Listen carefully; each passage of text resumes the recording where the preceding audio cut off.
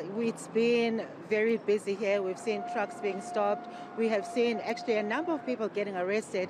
Now officials are working in groups. So there is 4 groups and the Deputy Minister is leading one of those groups, and he alone has seen about 10 drivers and 8 of those have been taken in. I'm going to bring him in just to give us more detail about what has transpired this evening.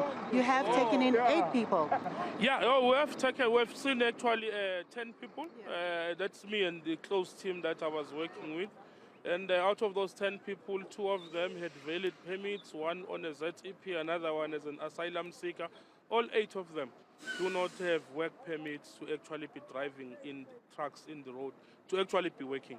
And what we have seen here is a trend of people who come from other countries. They come in on a 90-day or on a visitor's visa. They end up working and then they just simply stay. And most of them will tell you that, well, where's your passport? Where's your work permit? I don't have. My papers expired. But they continue to work here. So it's part of the work that we have been sent to do, which is to heighten the inspections throughout the country. And I think what is important for us is that we're also going to be setting up units that will continue to operate here, even when we're not here. This is a blatant, abuse of our laws by individuals who know that they are here in the country illegal. But what is also of interest is the employers, because just now we just got a person, he says, there was a South African driver who took a South African truck, left it in the border with the DRC because he could not enter the DRC, and that South African driver had to come back here. They then the employer calls a Zimbabwean driver from Zimbabwe to take the truck and enter with it in DRC and then come back to Durban. And now that driver, it is now his routine trip that he goes to DRC and comes back here without documents. So we're happy that we got them today. We've taken them in. We'll continue to heighten those inspections. And I can tell you, we're coming for those employers who are employing illegal immigrants, and we'll make sure that they pay the price. The message is very clear. We're not going to leave it here with just one driver. One of the truck drivers actually told us that some of their employers have actually released illegal foreign nationals who are working because of the inspections that we are doing. In actual fact, Deputy Minister, I was about to ask about the employers, and also we see that some of the people that you've taken in, they have left their trucks right here on the N3. What is going to become of those trucks? Are you going to now track the employers and hold them to account? Yeah, we'll track the employers for the breach of immigration laws. Transport will also do their role, because remember, here we're working as a multidisciplinary team.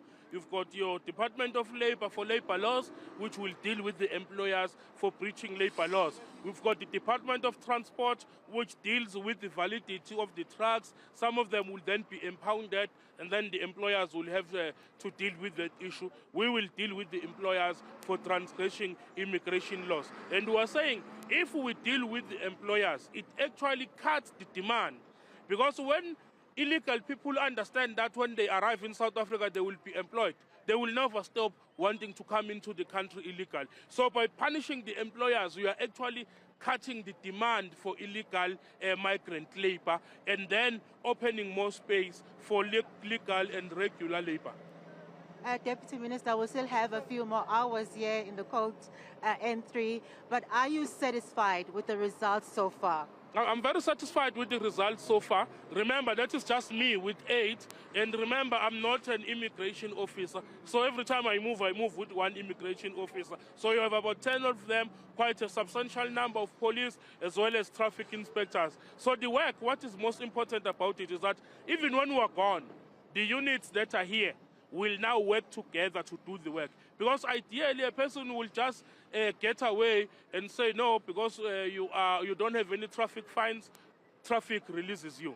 Labor says, okay, we aren't finding any labor issues, they release you. Because they can't be able to check if the person is legitimately in the country. That's why we come in as Home Affairs and then we say, this person doesn't have documents to be here. We take in the person. So that collaboration works very well. Thank you so much for your time. And there you have it, Katlego. The operation continues, and as the Deputy Minister has said, we are likely to see a lot more people being taken in for non-compliance. All right, that blitz happening out at the Moy River Weighbridge, and that is on the N3, where our reporter Letuqolo Nxumalo is currently stationed.